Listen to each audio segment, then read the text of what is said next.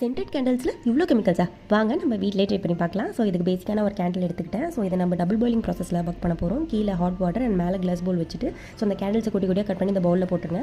After நல்லா melt ஆனது threads எல்லாம் வெளியில் எடுத்துட்டு ஸோ நான் ஃபஸ்ட்டு ரெசின் பிக்மெண்ட் தான் போட்டேன் கலருக்காக. பட் அது ப்ராப்பராக மிக்ஸ் ஆகலை. ஸோ நம்ம கலருமே கிடைக்கல. ஸோ நெக்ஸ்ட்டு நான் மைக்கா பவுடர் போட்டிருந்தேன். ஸோ இதில் வந்து சூப்பராக கலர் அச்சீவ் ஆயிருந்தது. ஸோ பார்க்கவே அந்த பர்பிள் வந்து சூப்பராக அச்சீவ் ஆயிருந்தது. ஸோ க்ளோஸில் பாருங்கள், அது அவ்வளோ பார்க்கவே சரியான கிளிட்டராக இருந்தது.